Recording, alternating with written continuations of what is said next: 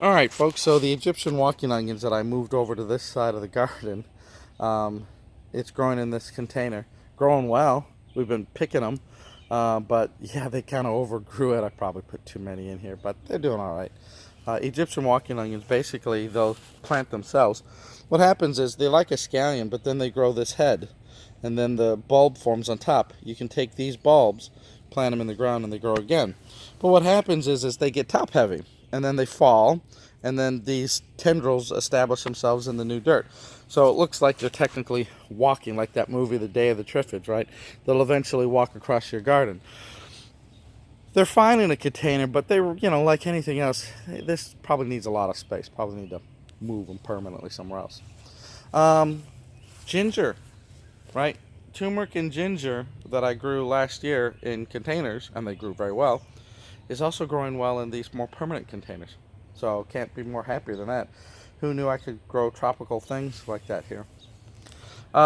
Raised bed, I had to pull the peas and all that. They were done. The heat, that was it, right? The heat comes out, the plants die back.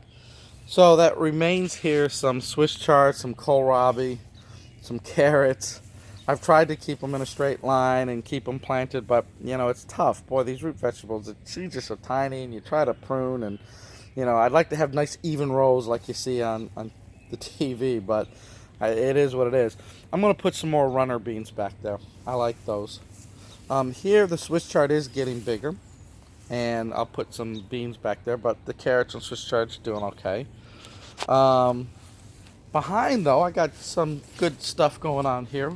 The behind rows, and I got the hoops I put over here too.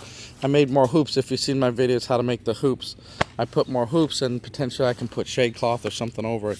But anyways, I had, when I was moving things around, I had to cut some of my pole bean tendrils, which kind of put them back, but now they're climbing back up, which is good. Behind it here, I have tomatoes, and I got all sorts of different varieties. These are the determinate side, and they seem to be growing well, and I got peppers in front. So look at the nice tomatoes growing. I mean, tomatoes this size in Texas is a challenge, right? They don't really grow as well. Beefsteak in Texas is not really a good thing. Cherry tomatoes and smaller are. But I've been staking them up, which is a good use of the hoop house, right? I can, make sure the vines don't go all over the place, and as they get bigger, I'll just kind of prop them up. But tomatoes, and you know what, folks? No end rot. If you have a calcium deficiency, your tomatoes kind of get ugly. They're doing well. So I guess this dirt and the mulch and everything I put in here is doing well.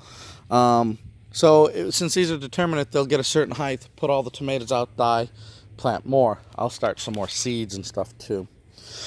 The peppers grow well in Texas. They love the heat, and as soon as it gets hot like this, they start doing well. And look, lots of peppers growing here. Got some marigolds and whatnot. So, doing well. And look, this side here is more my indeterminate, because these are more of the cherries. But they're doing well. And here's a nice pepper that I'll have to pick here. So look at that. I should pick that. The plant's still kind of small. See if I can pick it without ripping the plant. There you go. Nice. Pepper plants that I just put in.